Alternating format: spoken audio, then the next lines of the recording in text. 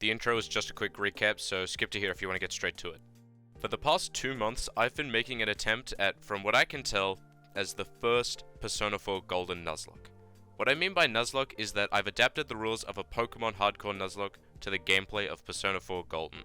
The rules I've been following throughout the playthrough are: the game must be played on at least hard, 1 item per teammate per battle. Once a teammate reaches 0 HP, they are unable to be used. There's a level cap in place, which at the moment is 2 levels below the next dungeon end boss to make a nice challenge and stay to the theme of hardcore Pokemon Nuzlockes, where a level cap is in place. You are only allowed to collect 1 persona per floor of a dungeon, use of the Compendium is banned, and if the protagonist dies at any point, the run is over. For a more in-depth explanation of the rules, click the top right for the link to part 1 of the series where I go over the rules more, and then you can catch up on what's happened and the strategies I've been using throughout the playthrough. So far, I've suffered 2 losses to the investigation team. I lost Chie in Yukiko's castle to Shadow Yukiko, and I lost Yukiko traversing heaven to a very unfortunate combo, breaking through all of the failsafes and killing what I would say is probably the most important member until Magatsu Inaba, for the reasons I stated last video. But I managed to reach Magatsu Inaba, and Teddy becomes, in my opinion, the best support character for this challenge because he learns defense and attack buffs, as well as defense debuffs, and ultimately thanks to his buffs, the party was able to defeat Amano Sigiri without any deaths. And now, only 2 dungeons remain. As usual, there will be spoilers, and more so than any of my previous parts because we're at the end portion of the game. So, let's continue the challenge. So now we've reached the golden section of Persona 4 Golden, and that means I unlock the ability to trigger my party's third awakenings. I do Yosuke, Kanji, Teddy's, and Naoto's third awakenings because every other party members are dead. But also there's some stat upgrades and affinity changes, so they're worth getting even though the ability might not be as useful, such as Kamui Miracle from Teddy. It's too big of a risk, and I also would like to save his skill slots for more important skills that he already has. However, some very useful skills we do pick up from party members, such as Youthful Wind on Yosuke, and Shield of Justice on Naoto, which I got way more use out of those skills than I thought. More on that later. For now, it's time for the Hollow Forest. This dungeon is where I plan to fuse my final persona for the run, which I hope to be a persona with a severe damage move that's not electricity. As I discovered in the last episode, Izanami drains electricity in her second phase, and by the end of the dungeon I decide on Cert, because Cert has a severe fire move, and I have the Fire Boost skill card as well as Cert learning Fire Amp, so that's a lot of damage potential. But I fused him at the end of the dungeon because with Magician rank 10, he gets to level 74 and learns the severe fire move, Ragnarok. But the main reason was because I forgot that Kasumi no Okumi is level 77, and I thought she was level 76, so I thought that would breach the level cap, which means we missed out on Fire Amp, but hey, I lowered the level cap for more challenge to begin with. As you'll see, it gets a lot lower later. Anyway, I do traverse the Hollow Forest with Thor, the persona I use for the whole of Magatsu Inaba. And while I do, I noticed it's hard to use the severe move with the whole half your SP at the end of every fight gimmick. I do persevere and make it to the first mini-boss, the Gorgeous King, which was a cakewalk. You just have to hit the weakness of the enemies he spawns and then hit him with a physical attack to damage him with an all-out attack, and it was easy. Though the next mini-boss is where something very, very important occurred to me. The whole gimmick of the final fight is using the elemental break items you find throughout the dungeon on the final boss. What I realized here is that we have a limited usage of items, which means I have a limited amount of time before I literally can't win. Thankfully, since this sort of works as the tutorial to show you how the end fight works, now I know that this run could literally end here if I don't deal enough damage in the time that it takes the items to wear off, because Kasumi no Okumi repels every single element in the game.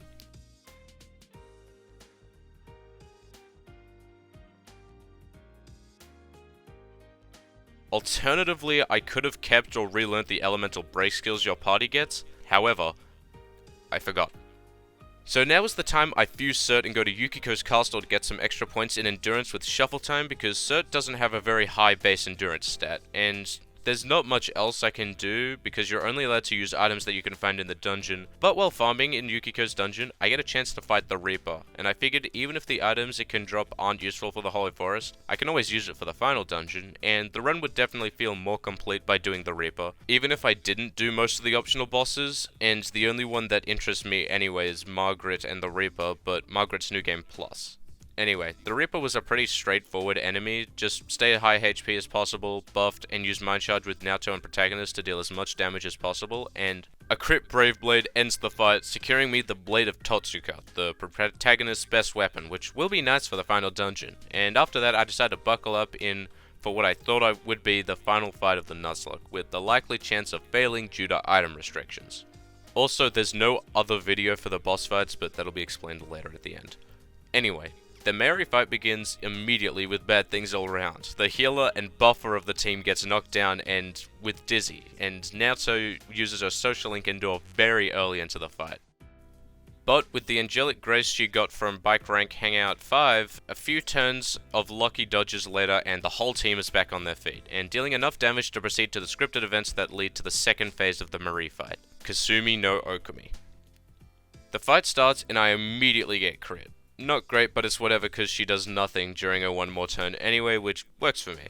I immediately Mind Charge with Protag and Naoto and use a Fire Break with Yosuke, because both Naoto and Protagonist use fire as their main form of attacking, which I ended up like that as a complete coincidence. Happy accident, I guess. Then at some point, I debuff the boss and witness a move I've literally never seen before. Are you kidding me? Really? Rise, really? Oh. What?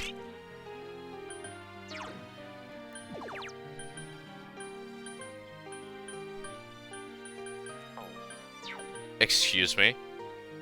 Now the party is muted, I do fear the worst, but she does nothing and I use Naoto to get rid of her fire resistance, then it continues on just fine.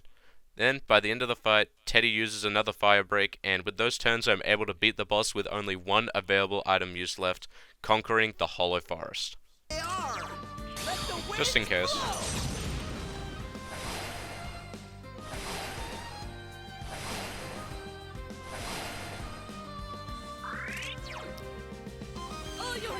Alright, I don't know if I can miss, but I think that's it.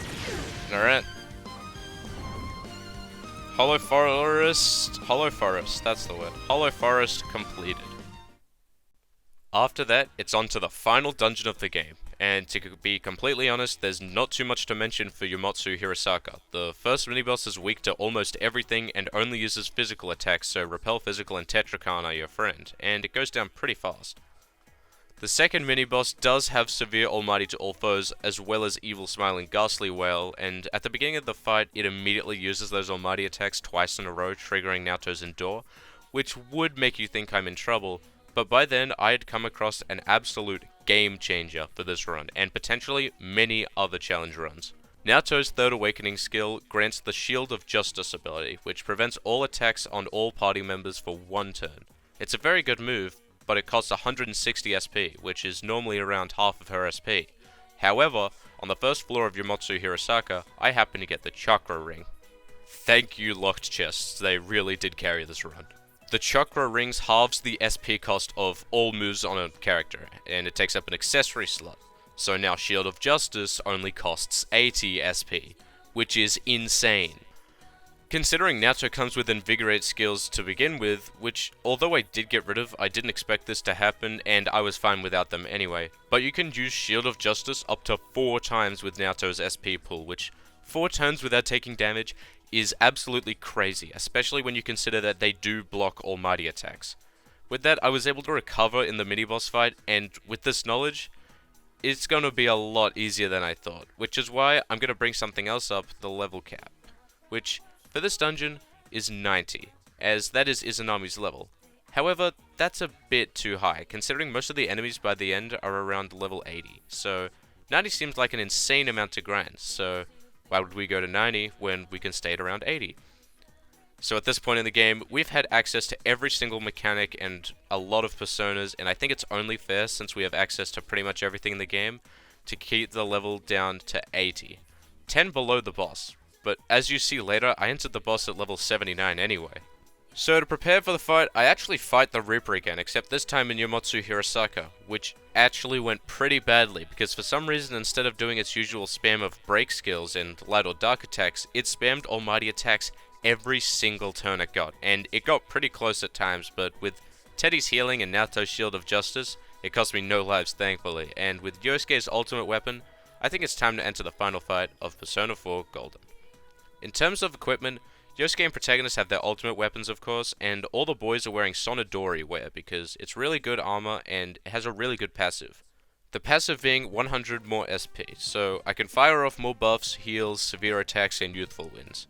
Naoto just has a random weapon I got for her. She's wearing an okay armor piece in terms of defense, but it has insane evasion and a really good passive with 100 extra health. Most people have an SP related accessory like the chakra ring, except for Yosuke, who has the Shinotobi vow, which increases wind damage by 50%. Plus his skills include Wind Amp, boosting it by 50%, and then Wind Boost, increasing it by 25%. It all adds up to 125% extra wind damage. Amazing. My level 79 cert with Ragnarok, Mind Charge, Fire Boost, Fire Amp for 75% bonus damage. I found an Angelic Grace and Enduring Soul skill card, which is awesome, and put those on cert as well. And of course I Repel Physical and then Null Ice to cover cert's weaknesses, just in case. But with that out of the way, I begun the fight. For the entire fight, the Protagonist will Mind Charge, then Ragnarok. Yosuke will Garodine or Youthful Wind. Teddy is of course going to be buffing or healing, and Naoto is switching between attacking and Shield of Justice. And for the first phase, Izanami only uses hit all attacks with the occasional Mind Charged one, but I can just Guard or Shield of Justice and it completely negates it. Without issue, I'm on to the second phase. Now this phase is all just surviving Fury of Yasugami and World's End, but it never was an issue because every single party member has like 30 evasion and we are dodging attacks more often than getting hit.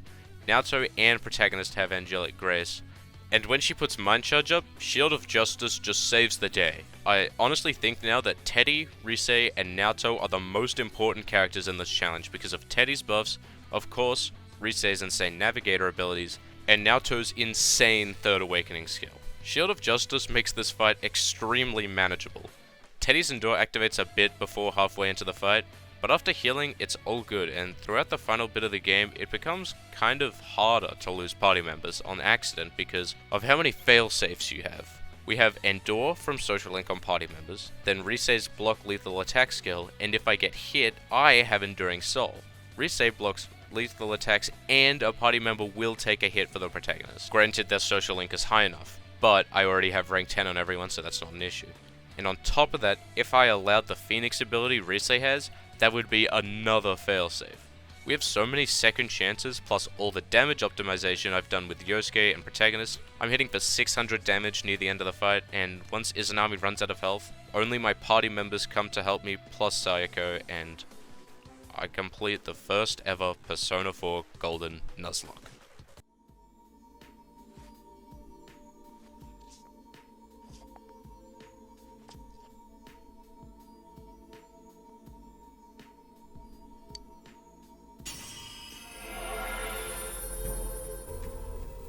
Yes.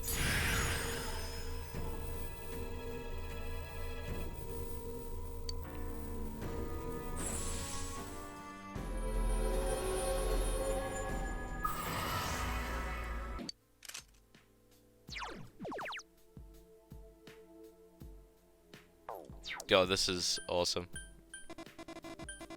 Escape! Run! Run! What a power that banishes all the world's curses and falsehoods.